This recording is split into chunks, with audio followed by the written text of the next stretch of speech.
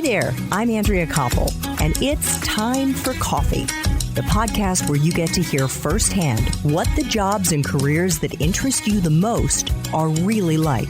Hey there, Java junkies. Welcome to another K-Cup mini episode of Time for Coffee. By the way, K-Cups come in 3 sizes, single, double, and triple shots, or roughly 1 minute, 5 minutes, or 10 minutes in length. So if you don't have time to throw back an entire caffeinated career conversation, these K-Cup mini episodes of T4C can give you a quick caffeinated fix, whether you're on the go or you only have a few minutes to binge. So grab your mug and take a chug, because it's time for a caffeinated career triple shot K-Cup with my guest, Ting Shih. Ting, if you were in college right now, as some of our listeners are, and you were listening to this interview and thinking, wow, all of this sounds super interesting. Maybe I want to get into telehealth, into mHealth.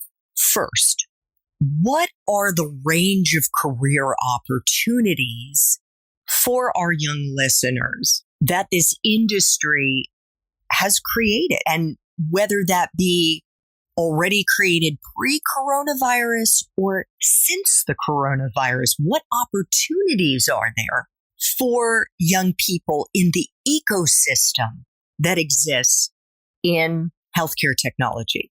I think even during college, what's so important is getting onto projects that are ongoing within your school. Many professors have a number of projects that are more or less research-oriented, working with industry partners to try to deploy health technologies or technologies in general. And I think that's a really good way to just getting your feet wet and experience what it's like in that career path with actual tangible projects where you can see how you can contribute to that. And that could also lead to jobs after graduating. And if you are job seeking, certainly there are a number of healthcare or technology companies. And really, in truth, every health organization has some technology component. They may not be the ones who are experts in healthcare technology, but they certainly need people who can help them with the technology component. And that could be another area to look into. Could be a hospital system that has an IT department. It could also just be a healthcare technology company that are looking for analysts and entry-level people just like you. So I think there's really no limit as to the job opportunities they are, especially during this pandemic. Anything virtual has openings for hiring. Healthcare is always needed. That's not going to go away. So certainly think there are many ways to look, and I'd also look just around you. Volunteering is also an easy way to kind of understand what people do in the jobs and make and network and make friends and see if you can get a actual full-time job from volunteering opportunities. Yeah, it's really about initiative. If you're interested, people in healthcare are genuinely nice people that just want to help. So never hurts to ask.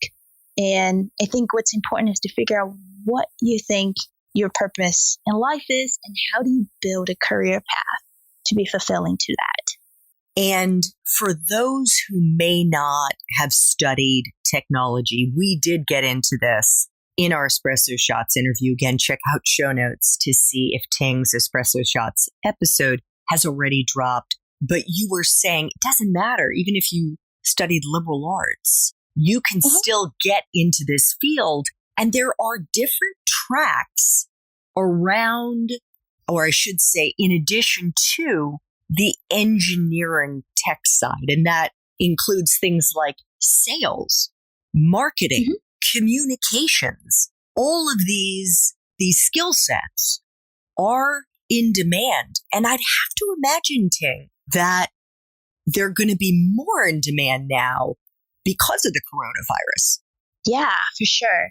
All of those are needed. And particularly in our organization, we look for what we call product managers, because our platform is configurable in terms of what disease we're trying to manage and what organization we're trying to serve. So what's more important to us is understanding what are the customers' needs, how are they delivering healthcare, And how do we then set up our technology to assist in that? None of that. You don't need to know how to program. You do need to be open to talking to programmers. I think that would be really the only very somewhat tech touch point.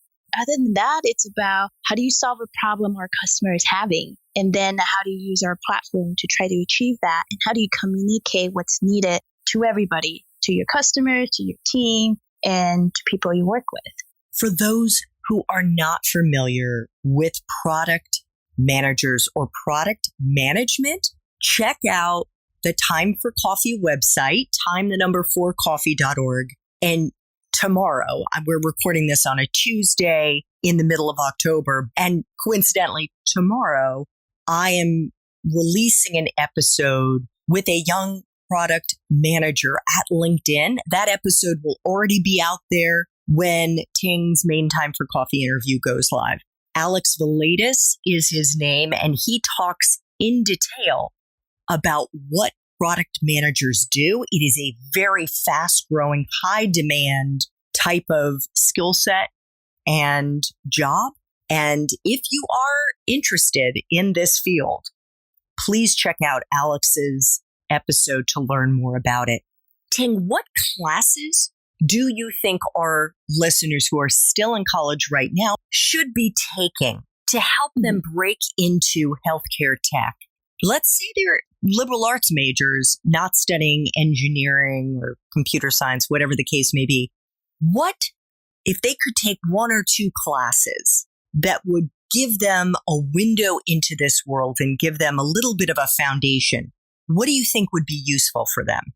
Maybe a little biased. I certainly think an entry-level programming course is just helpful. I mean, if you look at everything, every business, there's some technology component. And just having that on your resume is just helpful for anyone that's hiring that, no matter what major, but you at least have been exposed to programming. Also, doesn't matter what grade you get from there. And I understand it can be very challenging, but I think it's just great to have. And if you're trying to do anything technology oriented, you don't have to major in it. I'd say highly recommend taking a course in it. I think another area that's really quite easy to get into, and there are plenty of tutorials, it's artificial intelligence or machine learning. Just understanding the concept of that, and to be very realistic, having those on your resume will up your salary. And I think if you are looking for a product management job, it's a pretty high paying job as well. And if you have those courses complementing the rest of your resume and passion and some project, we are set for a really great, pretty high paying, above average career. Fantastic. Thank you so much. So let's flash back very quickly to when you were in college. You graduated from Carnegie Mellon with a Bachelor of Science in computer science. Did you know what you were going to do with that degree when you graduated, Ting? Absolutely not. and it was, I think I struggled for 4 years to figure out what I want to do when I graduated. And after that, I think I had a new job every year, defense, pharmaceutical. I was at NASA for a summer internship. Honestly, none of them made me feel as purposeful as I do now. And, I think your degree doesn't decide what you want to do, and it may not help you to figure out what your ultimate career and what makes you happy would be. Purpose of a degree certainly is to help you get to that first job. And I think on-the-job experiences inform you so much more on what you like, what you don't like, and what you really want to do in life. It may not be your first job, but your first job definitely helps. And onto my first job. My first job was with Department of Defense. I worked through Northrop Grumman, which is a contractor to the Department of Defense. And I was working with the former Chief Technology Officer of Department of the Army to come up with what's called an integrated digital environment. What that meant is how to create and design weapon systems over the entire lifetime of at least 20 years so that our soldiers in the front line can get the best equipment. And if they break, we can provide fixes very quickly and support our soldiers. So really different than what I'm doing now. I was just thinking that concept, that concept of integrated digital environment actually did stick with me. That's one of the core concepts we have within ClickMedix, except we're supporting doctors and nurses and patients instead of soldiers on the front line. I mean, I fell into that because there was an opening. They needed my degrees. And, it was a really great learning experience, but certainly different, very different than what I'm doing now. And later on in my probably first job, I found out I really, really just love healthcare, what it can do to help people. Ting, were there any extracurricular activities or clubs or volunteer work, part-time jobs that you were involved in while you were an undergrad that in hindsight, you think actually helped you hone skills that were valuable to you when you got out into the working world?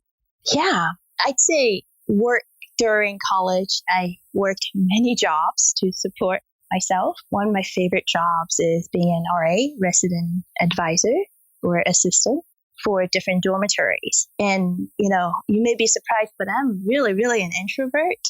And having that job where I'm supposed to make sure my residents in the dormitories are taken care of, it kind of brought me out of my shell, made me an extrovert. So now I think I'm an introvert, extrovert, depending on the situation. And I think many of the people who are listening to this, you might think you're shy, but if you need to get something done and you need to communicate with people, you can come out of your shell and actually, make true what you want to do. And I think that particular job really, really was transformative to me in terms of who I am, what my personalities are, and that I really do love learning about people and helping people. And I think that's one of the seeds that was planted early during my college times. And I think through that, I realized all of a sudden that I am an extrovert or can be. And then I joined many, many club activities. So there was a group that I helped found called Women at SCS, which is, computer science. There are very few women there. So as soon as we had close to 50% enrollment in the new freshman year, we thought we can form a club. And we did. And it's one of the best experiences working with other women in computer science. And we literally had the same struggles, no idea what we're trying to do, programming, how is this helping people, or is there a project, or what do we do, how do we get access to, more opportunities and jobs, all of that. And it was just great to be working with other people to create the environment that we want. We want to talk to Google. We got Google. We shared it with the rest of the school.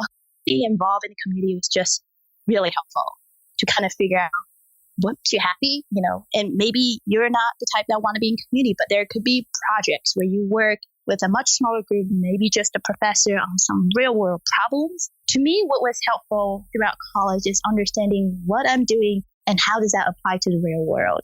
And I know in the academic career, sometimes you're just doing homework and solving problem sets. It just seems so far from the real world. And they can tell you the real world is much easier. You get paid to do less work than you're doing in college. That's how I feel. And you're much happier and you're doing what you want to do. So I think definitely seize the opportunity, do something beyond getting the grades and the classes. And I think even more so than when I was in college, there are more opportunities for projects and extracurriculums.